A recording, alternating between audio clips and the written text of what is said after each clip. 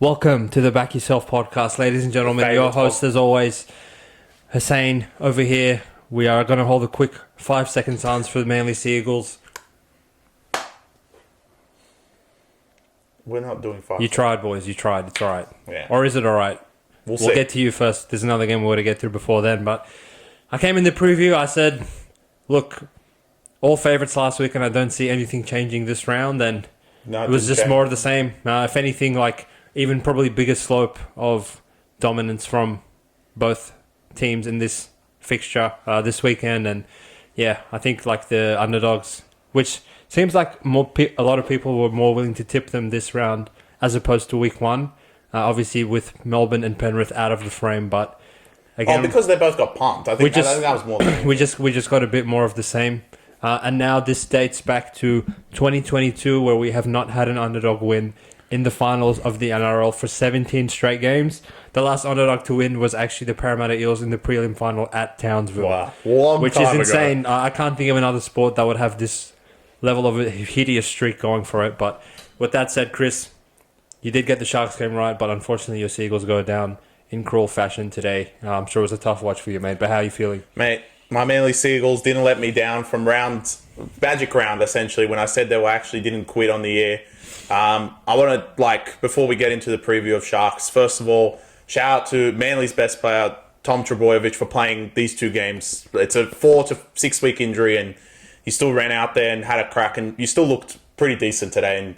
And absolute crack. And Manly, look, it was going to come to an end either this week or next week, but I was hoping next week to swat off all the Roosters fans. But unfortunately, they came on show today, I must say. They did. And you know, at the Back Yourself Podcast, we are emotional with our takes, but not with our best bets. And we did send out both favourites. The bookies opening Roosters at -2.5, wake up. Opening so Sharks at -2.5, wake up. And essentially we win those pretty easily, but not as easily as we would have liked probably in the 70th minute of that Sharks game. But we'll start all the way at the start. The Cronulla Sharks went to Allianz, played the North Queensland Cowboys, and 24-0 at halftime, and it was pretty much sound the full-time siren from that point, even though there was a valiant comeback in the second half. Probably within a try of covering at the end if some things bounce their way, but you know, that's NRL. Sometimes it goes away, as it did last week against Knights, where Gagai dropped it. This time, not so fortunate for the Cowboys, but I'm going to take the reins on this one, Chris, because, you know, I pride myself on coming on this podcast and thinking I know what I'm talking about in terms of the analysis of the sport, but truly, this game was a first for me in terms of over 400 games of NRL this season, and we've watched all of them. I promise you, we have not missed a minute of any game. We dedicate our life to the sport, and I have never seen a finals game with even possession in a half, 0 6 against, 0 penalties, relatively even tackles in the opposition 20, relatively even error count, and a scoreline of 24-0. Wow. As the halftime siren sounded and Ronaldo scored in the corner because Carl Felt just came in on the centre for literally no reason, I was like, 24-0? Like, when Roosters got killed 20-0 at halftime to Penrith, 24, I was like... it was 24. 24-0 to... No, it was 20-0. Wasn't it 24? No, it was 20-0. Oh. So even they got... for no reason they got pumped by more. It makes no sense. I was like, oh, okay. Roosters have, made a few errors on their own 10-metre line. They've given up a few 6 against to allow Penrith to have 60% of possession. Penrith played out of this world in terms of everything they did. Flawless half of footy. I didn't come away thinking, Sharks couldn't have done anything more to solidify that lead at the halftime scoreline. But yet, I looked and I saw 24-0, which whoever is watching this podcast, if you can enlighten me on what the fuck happened to Cowboys in the first half to be down 24-0, I genuinely can't make sense of it. Physically, I think both teams were up for this. Cowboys came out. I thought they actually had the run of play in the first 10 minutes. They were forcing Cronulla to kick from deeper in their own in-goal. And probably, Sharks, can't remember them getting past halfway until the point where Cowboys probably made their first error. The first try, obviously... All right, for any of those inbreds that want to come out and say that it wasn't a penalty try, if that's not a penalty try, then literally... I don't know, what even have the fucking rule in the rule book. Genuinely, there's no way that anyone gets there before Trindle gets there. And the refs I've gone on all year and said that they've lacked the kahunas to make those conclusive calls, but it was actually so fucking obvious that even these losers said, yeah, penalty try without like any doubt of mind. Yeah. So, yeah, I can see that try. And there was a running theme in this night in my mind of just garbage try scored. And I think Cronulla looked a little bit nervous to start the game, and they looked very nervous to end the game. And it was probably the best thing possible for them that they actually got to a 24-0 lead to just keep Cowboys without getting quite near striking close, range to where like, oh fuck, if we concede one try, we're going to lose. Because Sharks generally, like as Chris alluded to, and I agree with him, at the point of the competition where they were 10-1 and number one in the ladder, they had the best attack in the competition. But I think they're a little bit far-fetched from that point of, their halves combining on the ball, both sides of the field, getting quality ball to their outside backs. And if you go back and look, and I will give Cowboys some resemblance of slack in this case. All right, they run it on last down the left-hand edge, and, they just offload the ball. Hines pegs it at the floor, ends up in Trindle's hands. He rubbers through, penalty try, sure. Next one, they put a bomb up, and Cowboys have been awful at defusing bombs for the whole season, and that really bit them in the ass this game, but obviously, Ronaldo does the tap back. McInnes gets it. None of the Cowboys players tackle him after an hour. He scores. And then they go short side on the right-hand side of the field where... Was it another kick, Chris, that ended up getting battered back? Battered back by I think Katoa. Sione Katoa at 5'9" outleaps all the Cowboys players, bats it back, and then... Ramian does the flick pass to Trindle in the corner. They go up 18-0. And then just a really, really... Bad defensive decision. Really bad and lazy decision from Felt right on the siren where... Sharks generated 3-on-3, and there's no reason for Felt to come in on the center like that to just allow Ronaldo to bring it around the post, make it 24-0. So at this point, 24-0. Sure, Cowboys might have got a bit unlucky, but when they got down the Sharks end, bunch of errors to get them out of any attacking good ball, and on the other side of things, really did not defend anything as far as the garbage that Sharks threw at them. Did you see it any differently to me, Chris? At this point? Look. I mean, in this case, I'm not going to defend Sharks at all because, well, let's see what comes of this. But essentially, my take is going to be a bit weird, but I want the people that actually watch the sport to analyze exactly how the Sharks have played. And in their 4 halves of NRL footy in the finals this year, the first half against Melbourne is their best half by a long shot. And you might be like, they were still down, they weren't up 24-0, but they dropped it off the kickoff, and to end the half, they were only down by 4 points, 14-10.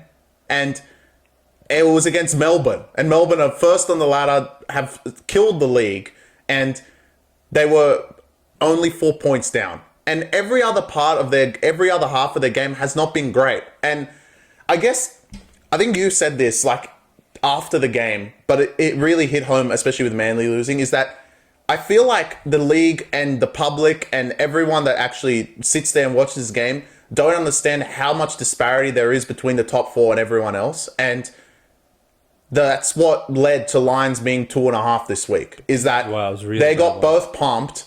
Then they were like, oh, these teams actually have a chance. We just saw them last week get pumped. And then they go out and pump both the teams that were the successors of last week. And it's just to show that how much the league's disparity between the top 4. And you might say just the top 3, because I know a lot of people want to fuck Sharks off and just be like, they're not in that contention. But you got to give them some credit. They finished in the top 4. They're into the prelim where, if they lose the prelim, no one's going to be like, oh, Sharks underperformed. That's, one stop from the grand final. So I think, they deserve some credit. But I actually want to allude on my other point. I guess this is 2 reels in one. You're going to get it back to back. But my other point is how bad Cowboys were in that first half. And no one's going to give them slack because Sharks were bad. There's no reason to be down 24-0. And it just shows that Cowboys were just not up to it at all. And you might say, oh, the second half, it was 18-2. Cowboys overall played pretty good. Sharks look shaky. Yeah, they did. I'm not admitting the fact Sharks played great at all throughout the whole 80 minutes. But they were up 24-0. I mean, Cowboys, what the fuck? There's no reason to be down 24-0 in that first half. And I could name at least 9 other teams in the competition, maybe even more, that would not be down 24-0. I guarantee you Knights wouldn't have been down 24-0 in that situation. And There is no reason to do that. Ashley Klein reffed the game with no 6 against, no penalties, yet alone you actually got the only penalty of the first half when the obstruction call where Iro went straight through anyway, and apparently Cotter would have got there by some miracle, but I doubt he would have got there anyway. And even then, you still didn't score and then just went and conceded. I mean, I think like the Cowboys are going to not get as much slack because of what happened in the second half and how nervy Cronulla were, but I truly believe they should cop it. To be down 24-0 to a team that didn't play great in a finals game is not good enough. And it just shows the disparity between the top 4 and even the top 2 to the second and third and fourth, and then the rest of the league, is that they're just so much better than them. And even on Sharks' worst performing day, they still beat you guys by 8. And they played worse than they did in Melbourne. They were nervous. They knew that, everyone would be jumping on them if they lost this game to Cowboys. But just giving them a leg up by leading 24-0, I mean, no team in the league is going to lose from that point in a finals game, and Sharks didn't do it either. So I think Cowboys need to cop a bit more slack than everyone's going to fucking give them. Obviously, no one gives anyone slack in this sport except for our fucking podcast. But anyway, overall, I think Cowboys' sentiment is going to be like they had a good year. They could have like nip and tuck. Some calls could have went their way and they got away with it, but they're not going to get enough slack for that first half, and that's what I'm giving them, because that first half was diabolical. Diabolical. No calls, minimal errors, no 6 against, 24-0. Not acceptable in the finals. Yeah, unacceptable. And you did save your reputation and your pride, I suppose, in the second half. And again, we're at a point where we're like, oh, okay, Cowboys, like, you at least hung in there. And I'm talking about they could have covered had fucking Robson, when he breaks it through, actually find one of his support players. Like, what the fuck does that say about Sharks? Yeah, exactly. From that perspective of, like, you had 2 points in the second half to this Cowboys team who are initiating full send to the point where, like, if there's one team I know that will go into a finals game and not give a fuck and they will throw the footy around, it's Cowboys. It's Cowboys, right? So with that, you're going to get a bunch of errors, you're going to get a bunch of mistakes, and sure, Valentine Holmes is going to score a couple of tries and they're going to put a few points on the board. I didn't expect him to lose to 0, that's for sure, but for you to get to a point where genuinely, like, I had people, and shout out to Seabass, people on Premium, people that, like, obviously saw my reel of I'm putting Sharks under arrest, you cunts need to fucking wake up. People are, like, hitting me up saying, bro, Sharks are going to fuck it up. Cowboys are going to win with, like, 9 minutes left, up 8. 2 scores. Yeah. After Drinkwater went short, well, he didn't go short, he went long, kicked it out on the full, gave these cunts a 14-point lead. That's how much of a letdown Sharks have been in the finals, that with 8-point lead and with fucking 8 minutes to go, cunts are still shaking. And I'm like, well, Cowboys are a try away from covering. Like, we just need to hang on for dear life. And at this point, Valentine Holmes literally broke his leg chasing a fucking kick from Clifford. And on the other side, Felt already had gone down like prior, 20 minutes earlier. So you're playing Viley on the wing, who's god-awful. Lukey's playing center. And Val, like, I'm sure he was only done for 10 minutes, but, like, if they were to score a try or two in the last, everything good was coming out of Val's side. And I know he had beaten Ramian on a few occasions. Ramian, I'm going to give him a pass. I think he's playing busted.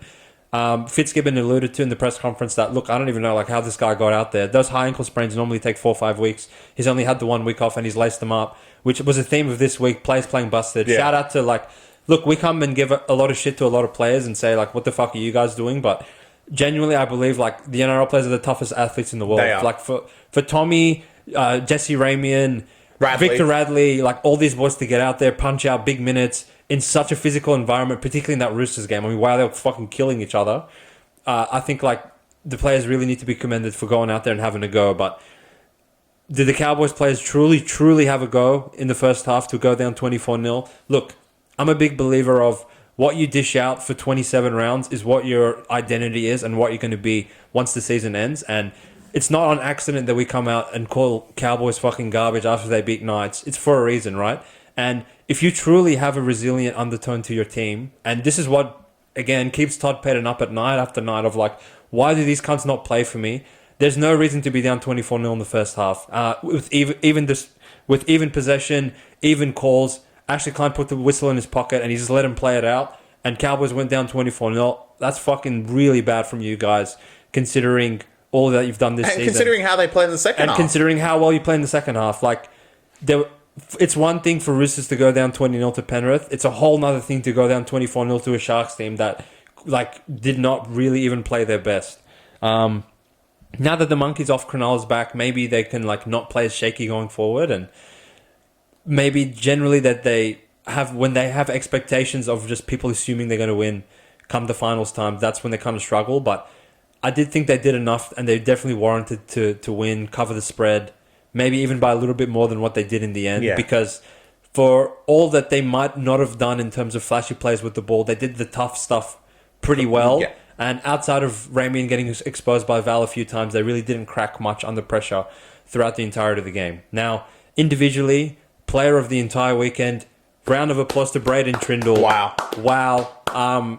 If Nico Hunt put that performance in, that's what you would expect out of your $1 million half. Mm-hmm. And genuinely, like, I know that cunts on Fox League and NRL 3C are so soft that they all of a sudden just want to like do a 180 on the agenda that they've built the entire season, that Hines cracks under pressure.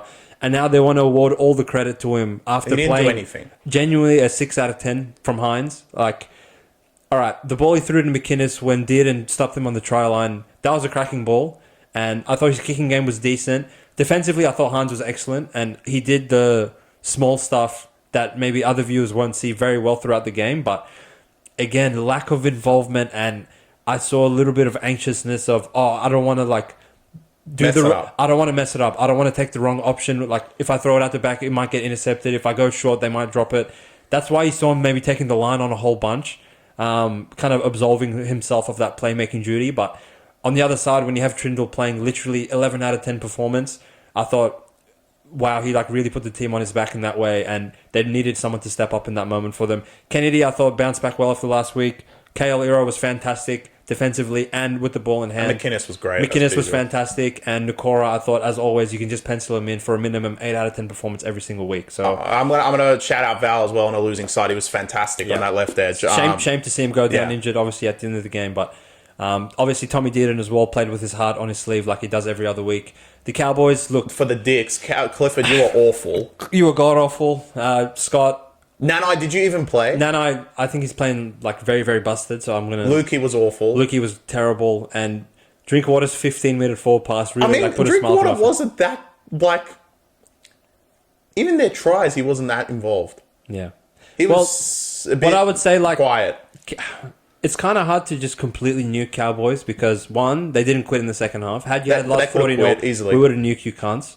And second of all, there was a couple plays here and there where they had a chance to do something and it just didn't fall their way.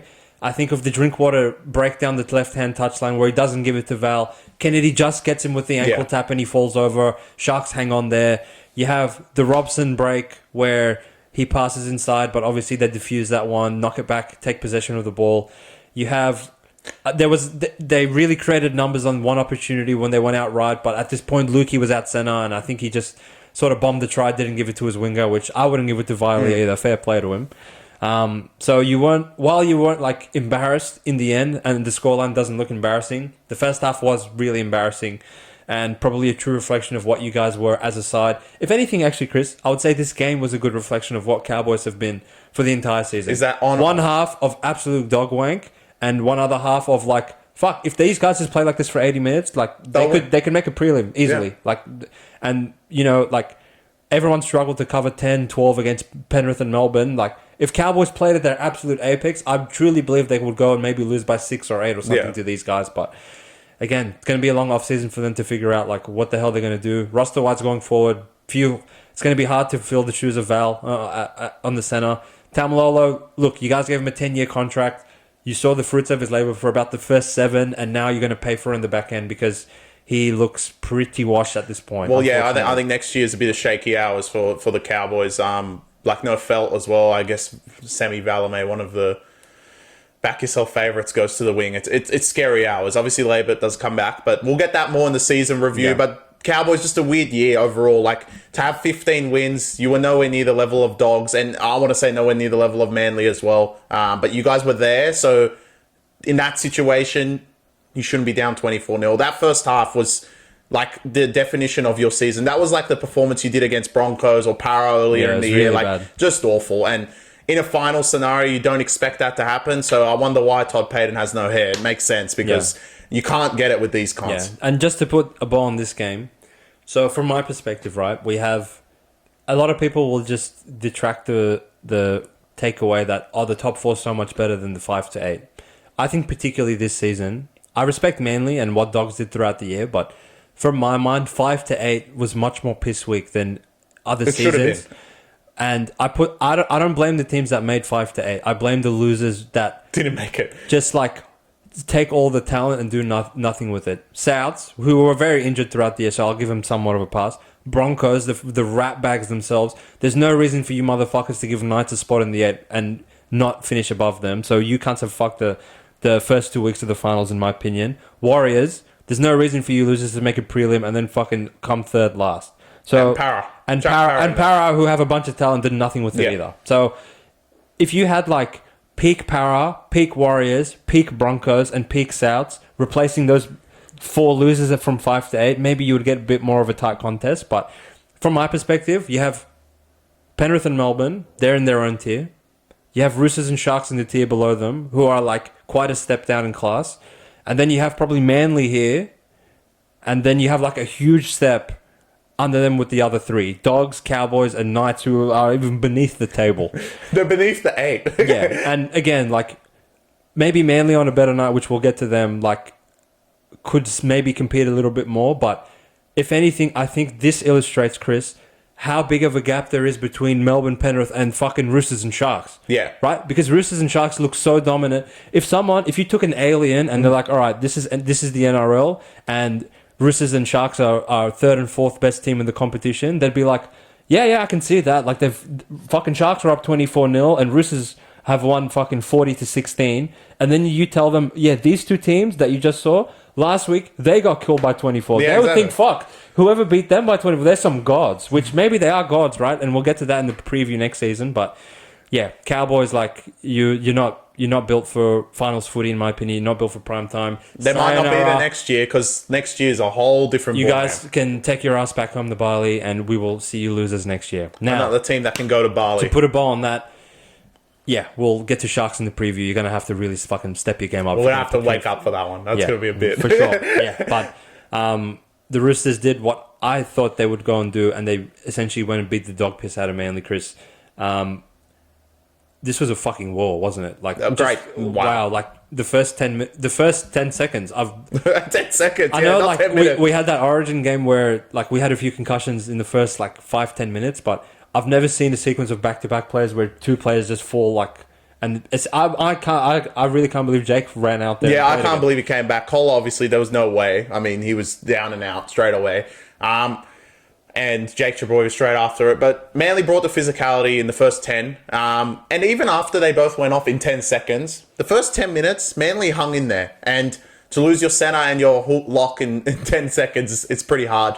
But I don't want to shy away. Obviously, I love my Manly Sea Eagles, so I'm going to defend them at some point. But I want to apologise to the Roosters fans. They put a finals performance in, and for what I've been saying for the past, at least 2 months, is that overall, when it really matters, Roosters really don't play great. And today really turned a corner for them, in my opinion. Like, the discipline, how they put Manly in the position they were, the minimal errors, the ability to create offense, which without Sam Walker until now, you guys haven't been able to do it, in my opinion, was fantastic. And to be honest, you definitely deserve to win by what you won by at the end of the day. Could this been a bit different game if Manly got the ball? I think so. Manly with the ball in the 10 metres had 4 cracks on the Roosters line and scored 3 times. So Roosters for next week, wake the fuck up, because that goal line defense was really poor, especially the Ben Trebojevic tries. No reason for him to come on and score. But in the first half, Roosters were good enough to not let Manly get out of their own half, where Manly were great. And that brilliant try from Olakau'atu on the edge of halftime really is the difference to what the Cowboys put up in the first half, in my opinion. Cowboys were down 24-0. Manly were down 20-4 in this game with 2 HIAs, and they still got 4 points on the board. I'm not going to give them anything better than that, because Manly was still god-awful, but they were still at least this much better than Cowboys. And Roosters played 10 times better than Sharks did. Yeah, they did. And Roosters didn't make errors, give penalties, like that sort of stuff. Where I expected that to happen for Roosters didn't happen. And in a non-stop start, flow game, kick, Roosters going to win that. You have better forwards overall. Even though on their day, most of the time, especially against Penrith and Melbourne, they seem to fucking drop it every 2 seconds. And some of them are still god-awful. Tupanua was shit. Angus Crichton might as well not have fucking played. He was awful as well. Lindsay Collins got pumped 3 times by Olakau'atu. I mean, that's pretty bad. But especially the bench forwards, and I think Hargreaves coming back really helped. Radley, the 30 minutes he ended up playing, he busted up clearly, but he definitely went out there and had a crack. Robert, I don't know why you're not playing him second row if he's busted up. Don't play him through the middle next week, you dumb fuck. But anyway, but they didn't do what I expected them to do, and Manly were pinned on their line, and that's just not what Manly's great at. Getting out from their own dead ball line is just not Manly, and Manly need to be, on the front foot, making meters through the middle of the park, which they showed like 2 weeks in a row. So obviously my upset alert, my Manly Sea Eagles, like I said right at the start of the podcast, since round 11, I had this team much higher than everyone else. And I hope that regardless of what happened today, people do actually truly believe that they were much better than Dogs and Cowboys. They proved that they've beaten both of them. They're the 5th best team in the competition. And if we just show the disparity of everyone, is that even the 5th best team is not even close to 4th. And if Manly went and played Sharks, they would have got pumped as well. So, I mean, overall, my Manly Seagulls didn't let me down to the end of the year, so shout out to you guys. You guys had a great season overall. Some injuries here and there. Again, Turbo, what a performance to get out there 2 games in a row in the finals is not easy. And everyone developed well onto next year. Roosters, I hope this performance comes well, because if this performance is what you guys do against Penrith and Melbourne, you actually have a chance. You have the talent to get there. But I don't know if they can pull it off again. They played great today. We'll have to see in the preview, what I'm feeling, if they actually can do it again. But they're going to have to play like this again. There's no reason to go out there and quit to Melbourne, because you might as well just let Manly through if you're going to play that retarded. So shout out to them. They played great today. Everyone that went out to me and said, you know what, Manly are not going to win this. Fair play to you guys. GG's. Manly were not the better team today. I just hoped on a Roosters ill-disciplined performance, which we've seen the whole year. But they were fantastic today. Well done, Sydney Roosters. You deserve your spot in the prelim. You know what really cracks me up about your take is that, like, whoever just watched that, go back and watch it again, and you realize that throughout, like, it comes across as very sincere and very, but you have to throw them like 4 or 5 backhanded compliments on the thing of like, yeah, this cut's still garbage, and yeah, this cut's still good. They didn't play great, did they? But look, Tupanua, I mean, wow. Yeah, wow. But genuinely, look, on the week 1 review, I came out and I was just defending everyone. I said, Roosters, I'll defend you cunts. Sharks, I'll defend you cunts. And in the case that you go and lay an egg next week, then I will nuke you guys. But I kind of expected this performance, and the bookies, like, you really need to fucking wake up to open this at Roosters at $1.70 and 2.5 after seeing how god-awful Manly were last week. I don't know what the hell you guys are doing, but again, I think Roosters is a superior team. They had the superior talent. I do give them credit for this win because they won in very convincing fashion. And I know, Chris, you alluded to, look, if Manly had the ball a bit more, yada, yada, yada. And sure, if Manly did get down up on the Roosters 10-metre line, they did have probably a few more points in them, particularly if Kola and Jake probably don't throw a spanner in the works that early in the game. But again, that credit goes to Roosters, right? Because the forwards really aimed up in the middle. And I feel like a stupider Roosters team from previous years. This kind of reminded me a lot of when they played Souths in the game that was the 7 sin bins, because you had Matt Lodge and Nathan Brown saying, like, talking bullshit throughout the week of, we're going to go out there, we're going to fucking go shots on. And in the early exchanges, Manly were like actually really physically bringing it to the Roosters boys. You saw Collins get pumped a handful of times. Crichton got pumped once or twice. Olakau'atu looked like a fucking hitman out there. He was just putting everyone on their ass. But Roosters hung in there and stuck it out and didn't really let the emotion of the game get to them, and they just peppered them throughout the entirety of the game with physicality. No errors. There was a point where Manly were like 3 for 6 completions. Roosters were 7 for 7, and they just sort of set the platform to play the game down Manly's end of the field, which, as Chris said, that's not where their strength is. And the points sort of came at the back when the fatigue started building up. Manly to come off a 6-day turnaround when you played late in the afternoon in another physical affair against Bulldogs.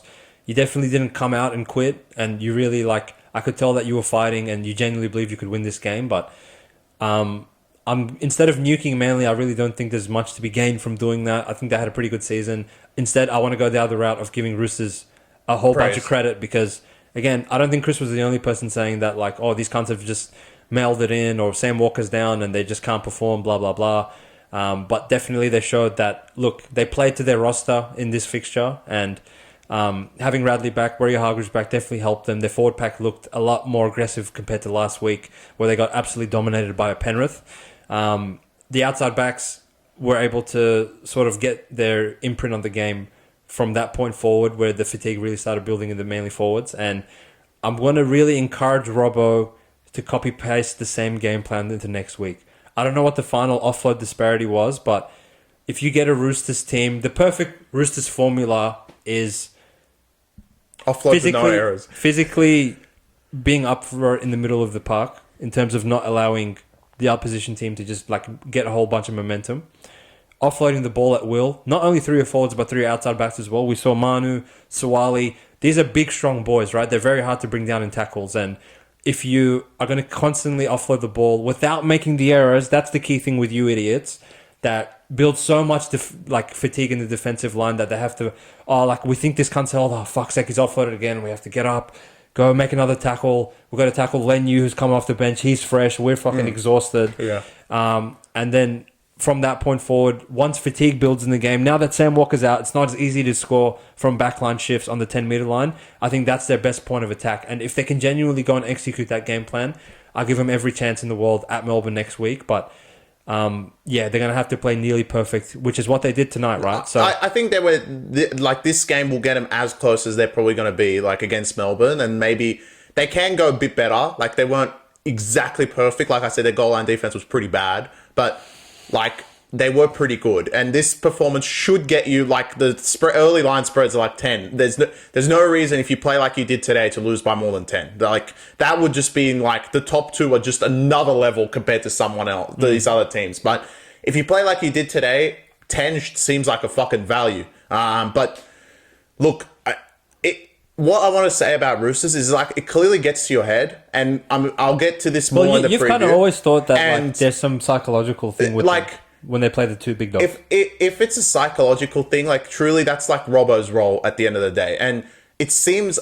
we'll have to wait for next week. I'm not going to say anything now because they could go out and fucking beat Melbourne. Who knows? But from an early standpoint, it's if it's just a psychological thing, then it's really the leaders of the team that need to help them. And because there's no reason to play like you did today and then the disparity to what you did at Penrith. Because, again, the goal line defense at Penrith, yeah, sure, you gave him the ball, you gave him errors, but it was piss weak. I mean, the first try, there's no reason to be tired in 5 minutes. So, if that happened today, there was no way you guys were going to concede. Maybe you would have. Who knows? But, no, that's nothing to take away from today's performance. But going forward, it must, if you guys get smashed by Melbourne, truly, it's just a psychological thing overall.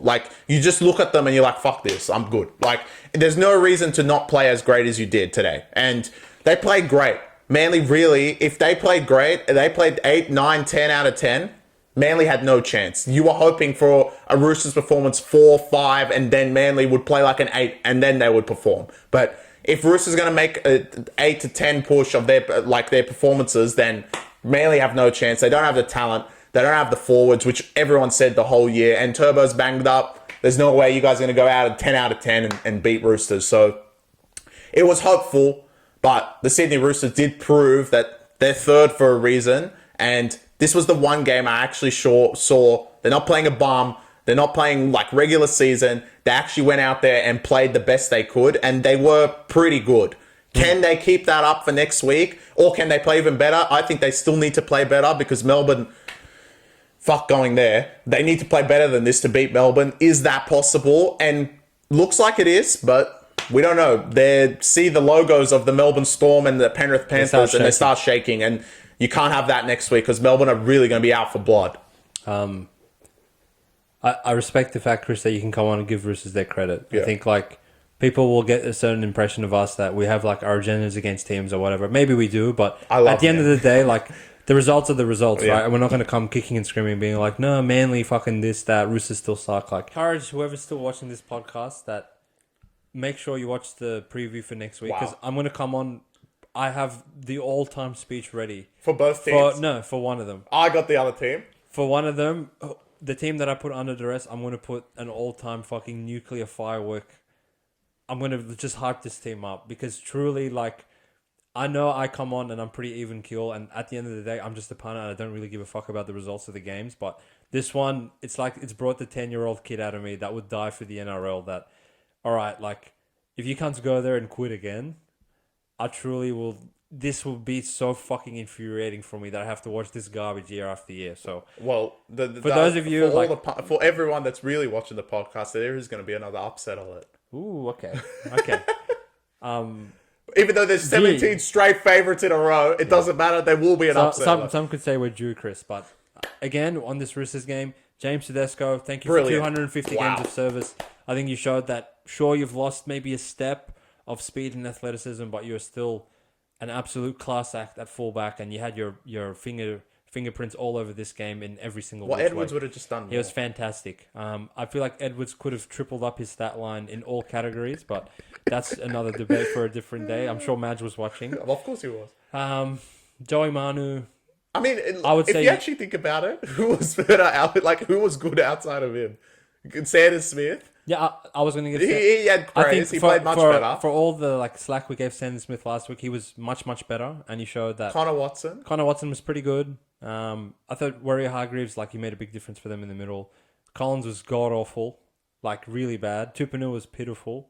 Crichton might as well not have played. All the outside backs I thought played pretty good. The bench with Leniu and Terrell May, I thought good. Like. That's all right, the starters like built a platform, and you guys came and extended it one step further. So everyone essentially did their job besides Tupanu, who's really bad, and they're going to really need to do their job and maybe one step extra next week going to Melbourne. But obviously, we'll have the review ready for you guys a few days from now. Unless you have any other comments, Chris, I think we can put it. No, we can wrap it up. Ready for the preview. Now it's time for prelims. 4 teams remain in the finals. Who's going to be the final 2? And it's probably going to be Melbourne, Penrith, but we'll see. It's probably the 4 most deserving teams. I think, as we said, the top 4, all these teams have really been a shoe-in for the top 4 for the whole season, and now that push has come to shove, they are the last 4 teams standing. Well, Bulldogs should have been there. Well, I thought they already gave Bulldogs the Premiership trophy. For the Bulldogs fans, Matt and Chris, whoever watches the podcast and is up to this point, I truly think if they played today, they would have got pumped as well. So I mean, yeah, you guys let us know if you think Dogs played. I think they would have got killed. Would it have been the same scoreline? I don't know. I feel like maybe Dogs would have hung in there a bit longer, but like they wouldn't have got the 16. That's my concern. Yeah, mainly 16. Like, it's equivalent of nil in my mind. They got fucking killed. Yeah, I know, but like Dogs would have actually gone nil. Yeah. Anyway, we can talk about Dogs at another. We could talk about Dogs all day, but we'll save that for the review of the whole season, which now I'm very excited for. Yeah, well, we're only 3 games until we have to do that one, mate, which could be a 3-hour job. I'll start putting my notes together for Souths now. But anyway, all right, guys, we'll see you guys for the prelim breakdown. Enjoy the footy. Chat to you guys later. Peace.